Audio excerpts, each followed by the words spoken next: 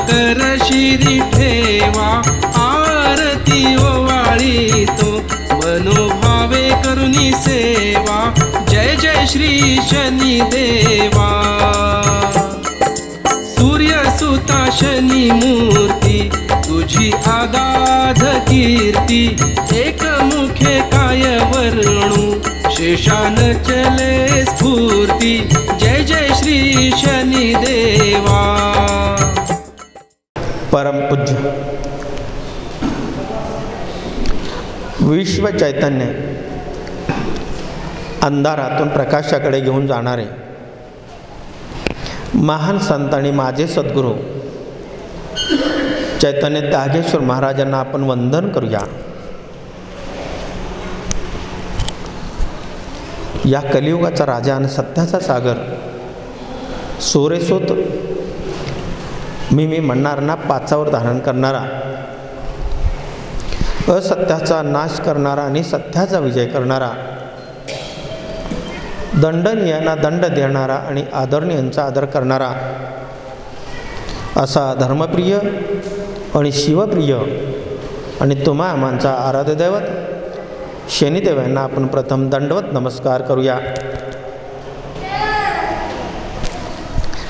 आपण पाहत आहोत प्रापंचिक जीवनातून पारमार्थिक जीवनाकडे प्रवास करत असताना आपला प्रवास हा कसा असावा आणि त्या प्रवासाबरोबर आपल्याला दीर्घकालीन असा आनंद, सुख, वैभव प्राप्त व्हावा असं प्रत्येकाची इच्छा असते। पण त्या इच्छेनुसार जो काही दीर्घकाळ आपल्याला आनंद देणारी शक्ती, महान संपत्ती आहे, त्या संपत्तीचा आपण पूजन करत नाही। मात्र आपल्याला पूजन केल्याचा आभास निर्माण होतो आणि आपलं पूजन कुठे चाललंय, आपलं नक्की आपण कुणाचं पूजन करत आहोत, काय करत आहोत हे आपल्या लक्षात येत नाही। म्हणून आपण पिढ्यानपिढ्या असेच अनेक योनीमध्ये भरकटत चाललेलो आहोत। प्रत्येकाला वाटतं मी जे साधना करतो ते योग्य आहे, मी जे उपासना करतो ते योग्य आहे, मी जे का दानधर्म करतो ते योग्य आहे, मी जी सेवा करते ते योग्य आहे असं प्रत्येकाला वाटतं। ईश्वराने ज्या सीमारेषा आखून दिलेल्या आहेत, ज्या काय निसर्गाचे नियम आहेत, नियमाला अनुसरून आपली साधना नसते। ती साधना सुरुवातीला असं वाटतं, पण कालांतराने आपण कुठेतरी भरकटत चाललेलो आहोत, वाहत चाललेलो आहोत। आपण ज्याचं ऐकलं पाहिजे त्याचं ऐकत नाही आहे। म्हणून आपल्या शेवटच्या टप्प्यामध्ये मात्र आपल्याला जे हवं ते मिळत नाही। म्हणून ईश्वराने, साधू संतांनी, पूर्वजांनी काही अलिखित नियम केलेले आहेत, धर्माची व्याख्या केलेली आहे। प्रत्येकाने आपल्या आपल्या बुद्धीप्रमाणे व्याख्या केलेली आहे धर्माची। पण मी माझ्या धर्माची व्याख्या, मी कोणी विद्वान वेदता नाही आहे, वेदाचार्य नाही आहे, धर्माचार्य आहे, धर्माच्या अधीन राहून काम करणार आहे, पण ज्ञानाच्या अधीन राहून काम करणारा मी नाही। मी अनुभूती, अनुभव आणि माझं आचरण यावर, माझ्या कर्मावर माझा विश्वास आहे। या माध्यमातून मला जी अनुभूती मिळाली, मला जे ईश्वराच्या, माझ्या सद्गुरूच्या कृपेने जे काय आशीर्वाद मिळत असतो, त्यातनं मी तुमच्यापर्यंत 2 शब्द पोहोचवण्याचा मी प्रयत्न करत असतो। हे सगळं करत असताना मात्र निसर्गाच्या ईश्वराशी एकरूप होण्याचं एकमेव माध्यम काय आहे हे जर शोधलात तर जे जे अनुकूल आहे ते ते करणं। पण आपण अनुकूल ते करत नाही, प्रतिकूल ते करण्याचा प्रयत्न करतो। का तर प्रतिकूल असं आहे, तुम्हाला एकदा मधाचा बोट दाखवला की मधाचं बोट चाक्यापर्यंत दुसरं बोट डोळ्यात घातलं जातं आणि आपलाच डोळा आपल्या साधनेने फुटला जातो। हे किती लोकांना माहीत आहे? आपला डोळा आपल्या बोटानेच फुटला जातो, याचा अर्थ आपली साधनाच आपल्याला घातक ठरते भविष्यात। ती अशी घातक ठरते त्या साधनेनी आपल्या मनामध्ये इगो तयार होतो, अहंकार तयार होतो, लोभ तयार होतो, मत्सर तयार होतो, द्वेष तयार होतो. ह्या सगळ्या गोष्टी अनुकूल असे आपल्याला वाटतात की या साधनेमुळे मी कुणीतरी आहे असा हवा भरला जातो आणि आपली मात्र नक्कीच फसगत होत असते. म्हणून साधुसंतांनी, पूर्वजांनी, पुराणांनी, ग्रंथांनी, वेदांनी, वेदांतांनी, वेद आणि वेदांत, वेदाच्या उपर जे आहे, ज्यांनी ज्यांनी स्वतःच्या सिद्धीनं प्राप्त केलेलं साहित्य, याचा जर तुम्ही अभ्यास केलात तर आपल्या लक्षात येईल की आपण चुकीच्या मार्गाने नक्कीच चाललेले आहोत. एक छोटंसं उदाहरण तुम्हाला देऊन सांगतो. ह्या चातुर्मासाच्या काळातला हा शेवटचा चरण आहे, हा शेवटचा पर्व आहे. कार्तिकी आषाढी एकादशीपासून ते कार्तिकी एकादशीपर्यंतचा हा चातुर्मासाचा काळ आहे. या काळामध्ये आसुर प्रवृत्ती वाढलेली असते आणि सूर प्रवृत्ती निजस्थानी असते. मग हे गोष्टी असताना आपल्याला आपलं साधनेचा प्रभाव वाढवला पाहिजे, साधना प्रभावी पद्धतीनं केलं पाहिजे. पण हे करत असतो. पण करत असताना काही पूजा अर्चा काय काय ज्या ज्या मासमध्ये जे जे दिलेलं आहे, तर उदाहरणार्थ श्रावण मास असेल, भाद्रपद मास असेल, अश्विन असेल, कार्तिक असेल. आता कार्तिक मास चालू झाला, तर कार्तिक मासामध्ये श्रीमद भागवतामध्ये सांगितलेलं आहे की गोवर्धनाची, डोंगराची पूजा केली जाते, निसर्गाची पूजा केली जाते, झाडाझुडपांची पूजा केली जाते, गोमातेचं पूजन केला जातो, मनुष्याच्या हृदयस्थानी लपलेला ईश्वराचं सुद्धा पूजन याच महिन्यात केला जातो, लक्षात ठेवा. पण आपण हे पाहत नाही. जर आपण श्रीमद भागवत गीतेत जर विचार केला तर श्रीकृष्णाचा आपण सहज विचार करूया. सहज श्रीकृष्णाच्या त्यांनी गोवर्धन पर्वत आपल्या करुणीवर उचललं असं म्हणतात. आमच्या पूर्वजांनी सांगून ठेवलं, लिहून ठेवलं, त्याचं आकलन आम्ही केलं, पूर्वजांनी केलं आणि पुढची पिढी पण करणार आहे. पण त्याचा सारांश, त्याचा जिज्ञासाने जर अभ्यास करून विचार केलात तर त्याचा अर्थ आपल्याला समजेल. नंतर विज्ञानवादी लोक आपल्याला वेड्यात काढतील, मूर्खात काढतील. आपण एकच सांगतो, माझ्या देवांनी करंगळीवर उचललं. अरे बाबांनो, त्याचं विश्लेषण, त्याचा हेतू काय, त्याचा उद्देश काय, हे वाक्य लिहिण्याचा अर्थ काय, हे थोडंसं आपण समजून घ्यायला पाहिजे. समजून घेतला तर आपल्या लक्षात येईल. कोणी कुठल्या अँगलने अर्थ काढतो त्याच्यावर त्याचं प्रभुत्व ठरलेलं असतो. जेव्हा या महिन्यामध्येच तो घडलेला आहे. उत्तर प्रदेशच्या मथुरा या जिल्ह्यामध्ये ब्रिज अशा या गावामध्ये नंदलालाचा चिरंजीव कन्हैया हा गोकुळात वाढत होता, गोकुळात रमला होता आणि गायीचं सेवा करत होता.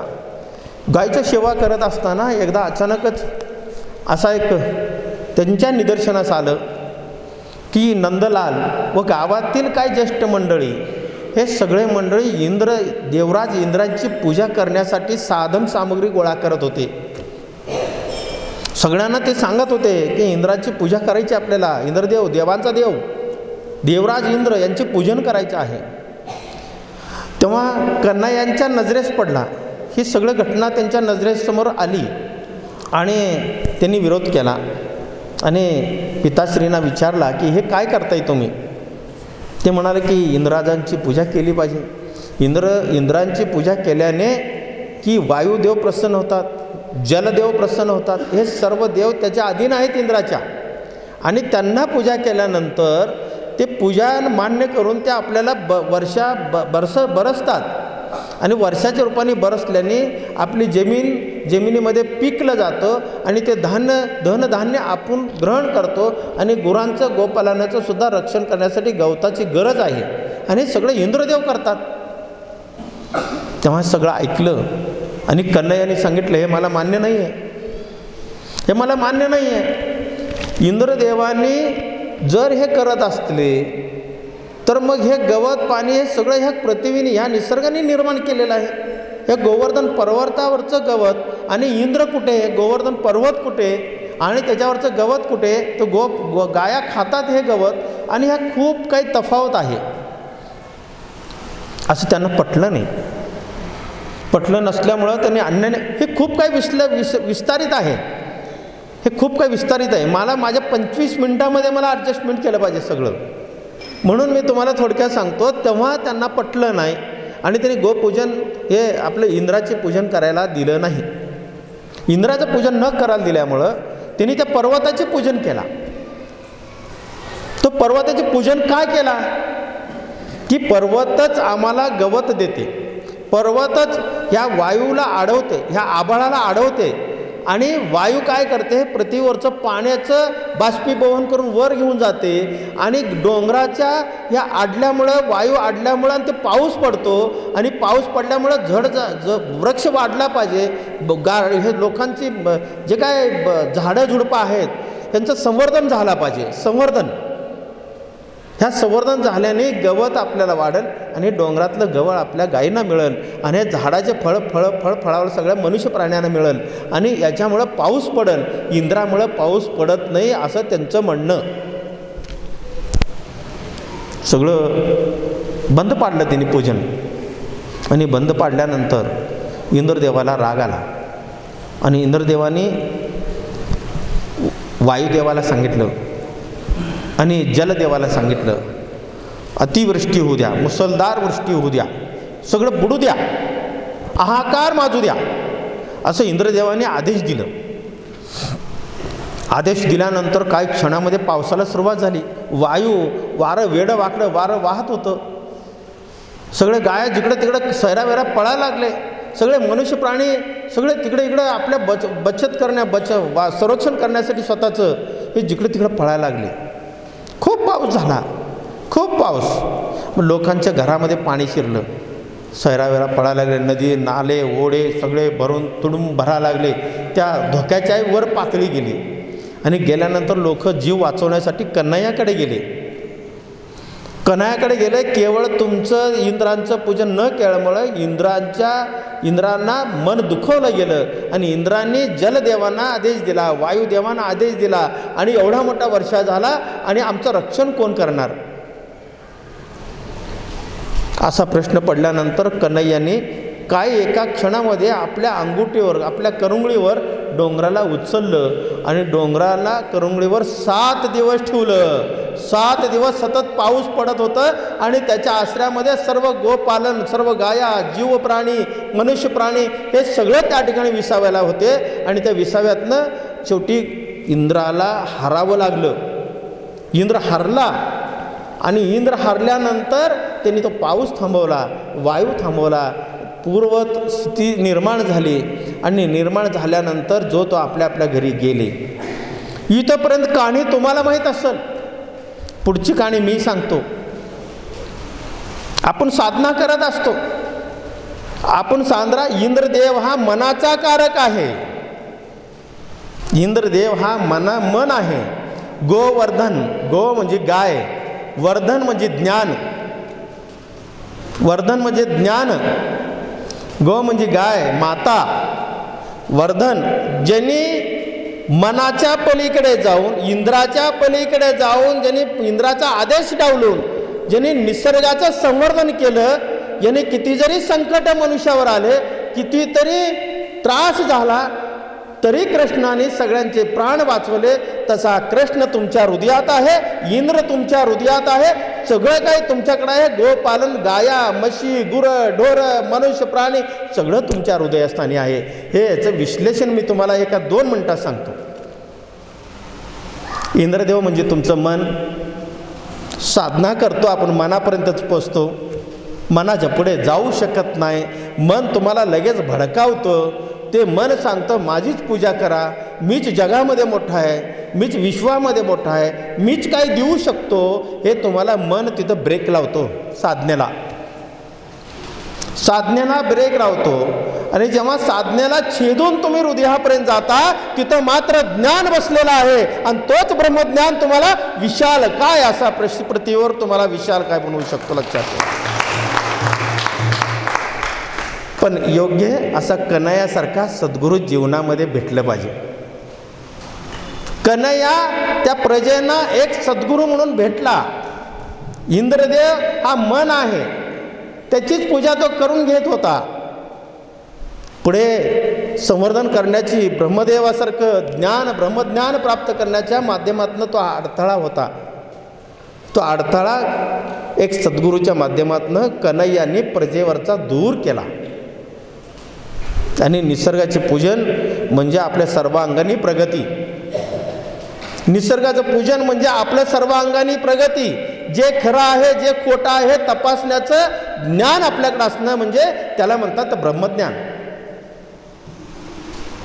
आपण चुकीच्या मार्गाने चाललो का योग्य मार्गाने चाललो, जो ज्ञान मिळतो तो फसवा या ज्ञान आहे का सत्य आहे, हे मात्र विवेकाने त्यातनं मंथन करून काढलात तर ब्रह्मज्ञानापर्यंत पोचू शकतो.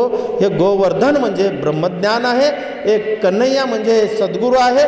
मनाच्या पलीकडे गेलात तर तुमची खरी साधना होऊ शकते, नाही तर होऊ शकणार नाही. लक्षात ठेवा, साधनाच होऊ शकणार नाही. कितीही पिढ्यानपिढी तुम्ही साधना करा, कितीही तुम्ही पूजेचा असा डोंब माजवा, हे सगळं तुम्हाला अहंकार मस्ती निर्माण करणारी साधना आहे. लक्षात ठेवा. म्हणून इंद्रदेवाला जोपर्यंत तुम्ही बाजूला करत नाही तोपर्यंत निसर्गाची पूजा होऊ शकत नाही. निसर्गाची पूजा तुम्हाला ब्रह्मज्ञानापर्यंत जाऊन पोचवू देते. हे मला त्यातनं सांगायचं आहे. तुम्ही पूजा करताय, साधना करताय, तुमचं अंतःकरण शुद्ध नसेल, मनाच्या पलीकडे जाण्याची, छेदून जाण्याची तुमची मानसिकता नसेल, तर आपला हेतू साध्य होईल का? आपला उद्देश साध्य होईल का? कदापि होणार नाही. एकदा बिरबल बादशाच्या दरबारामध्ये एक विषय निघाला. तो बादशाह म्हणाला बिरबलाला,